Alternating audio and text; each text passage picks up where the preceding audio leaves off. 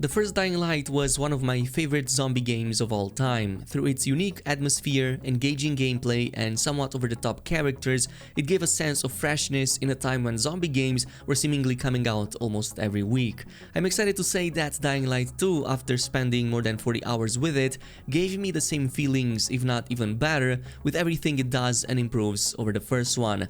I recently got a chance to play the game early thanks to a review copy kindly provided by Techland, so here's my full review and first impressions of Dying Light 2. Right from the start, Dying Light 2 makes a point to set itself apart from its predecessor. While the first game had a rather slower start with the tower stories, the second one throws you right into the action from the very beginning. Your name is Aiden and you're a pilgrim. You're not bound to a city or a place, but rather in search for something very dear to you, your very own sister. Without spoiling anything, this is the basic premise that's made known to you within the first minutes of playing Dying Light 2. During these moments, you get to meet new and familiar characters, including ones from the first game, but make no mistake, Haran is now nothing more than a fading memory that you read about in all the newspapers. Your drive of finding your sister brings you to Villador, the name of possibly the last city in the world and the place where most of the action takes place in. And this is where the main narrative of Dying Light 2 distinguishes itself as being superior to that of the first game. You'll soon come to find out that despite being humanity's last hope for survival, the citizens of Villador are still guilty of the same sins their forefathers were when civilization collapsed. Greed, apathy, hunger for power, corruption all seem to be at home in a city that seems to be more divided than humanity itself. But despite this, there's still hope, and through the alliances you'll forge, you'll get to meet characters from all specters of morality and honor. Which brings us to the next big improvement, choice, or should I say the illusion of choice, which if were to be the case, I'd say that it was very well executed.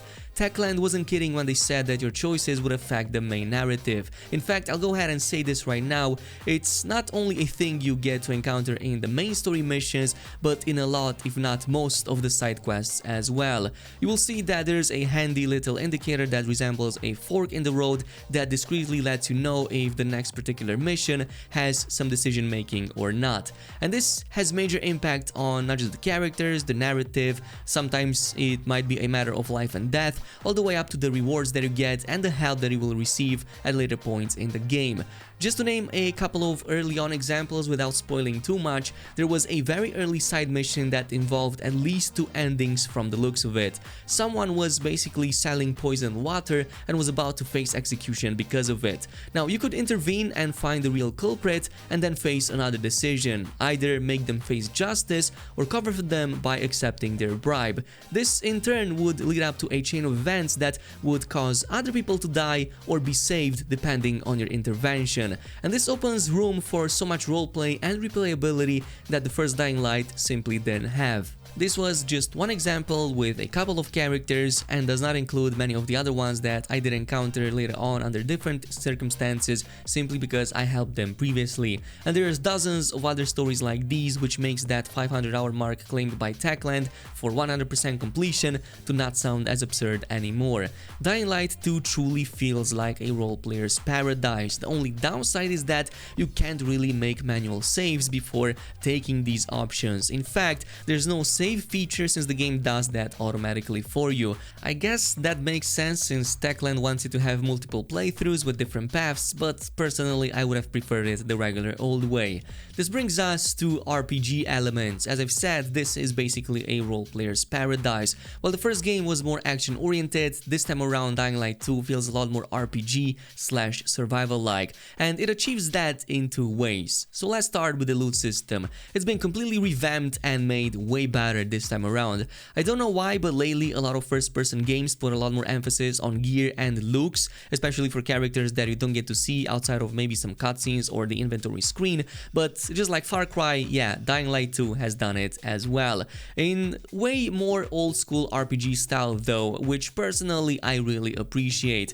Loot, for example, is extremely abundant. Clothing, weapons, accessories, resources, all are there for you to discover. In fact, you're heavily encouraged encouraged, if not even baited, to literally open up every single container and every single box that pops up when you use your survivor senses. And seeing an artifact or an epic item dropping still feels exhilarating even after looting such an item hundreds of times.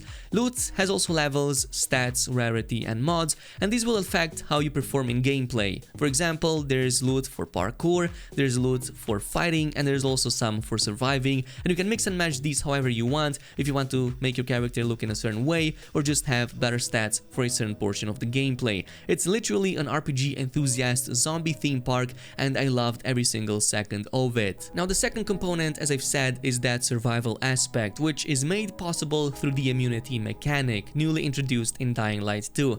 Basically, you're infected. If you stay too much in the dark without exposure to natural or UV light, you'll transform and, well, fail the game, basically. At first, the timer is annoyingly low, only about 4 minutes and a half, which gives you a sense of urgency in the early stages, but also a bit of frustration, since you won't be able to complete some of the early challenges without, well, obviously exposing yourself to those UV lights, which come quite scarce in the early parts of the game. I think this will be a hit or miss mechanic with certain players, but it won't take too long for you to get used to it, and there's plenty other resources and later on upgrades that will make it way easier for you to manage this, and even more so become proficient enough to plan ahead and manage it way better than before. But anyway, enough of that, let's talk about the action. The true star of the show in this game is definitely parkour. If you thought the one in the first game was awesome, wait until you see what's coming. It starts slow until you get enough inhibitors to upgrade stamina and get enough parkour points to get the cool skills, but parkour now feels like a whole different minigame in itself. Aiden moves faster, jumps higher, can boost itself forward and upward way better and way faster than Crane ever did in Dying Light 1.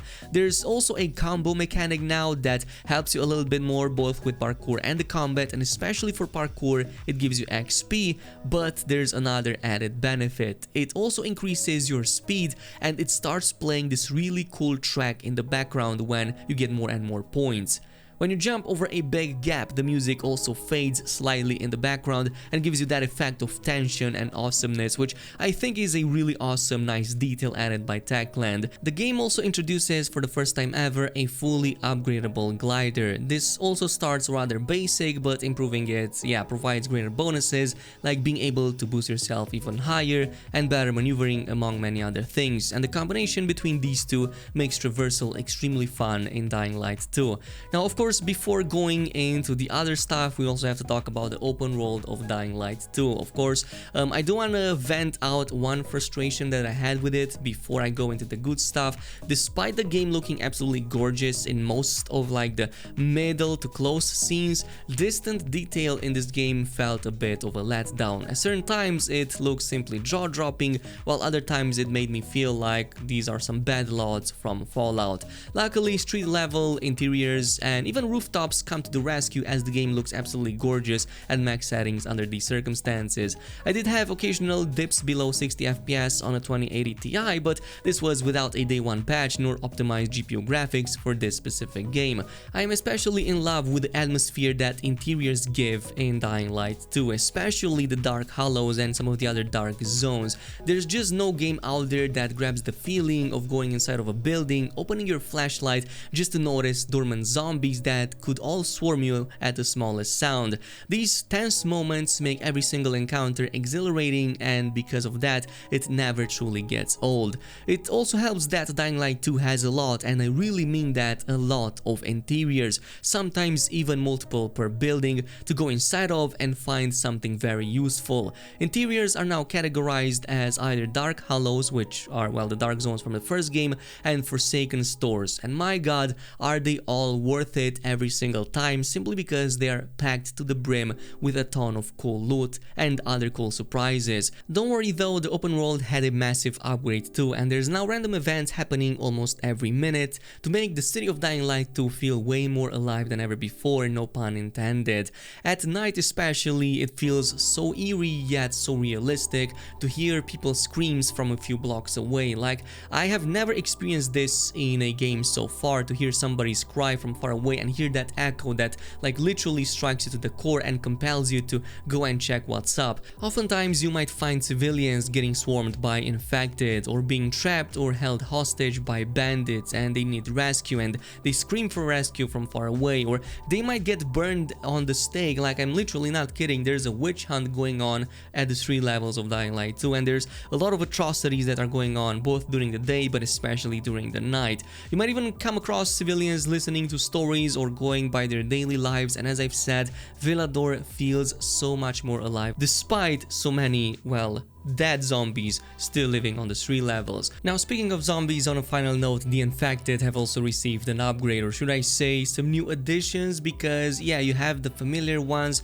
but there's also completely new infected with completely new abilities, and they truly feel unique. Some of them get introduced in very creative ways or are pretty much tied to events that are extremely rewarding, like the GRE anomaly that I'm a huge fan of. And of course, there's a couple of others in there that I really don't want to spoil, but for the most part, what you were familiar with in the first Dying Light will also make a return in the second one, but maybe a little bit better and with some visual improvements. The new ones are definitely the ones that steal the show. Overall, Techland has improved upon many of the things that made the first Dying Light fun, but some of that came at a cost. With a lot more emphasis on stats, it sometimes feels as if Dying Light 2 fell into the same looter trap so many games fell into down before, and I fear that in the process it also lost a bit of its identity. In any case, it's a fun game. I can see myself spending a ton of time into it. There's definitely a lot of content in it, so yeah, overall this is my final impression. I think that an 8 out of 10 is the appropriate mark to give it, so that is my final verdict. Thank you so much for watching, and I'll see you guys next time.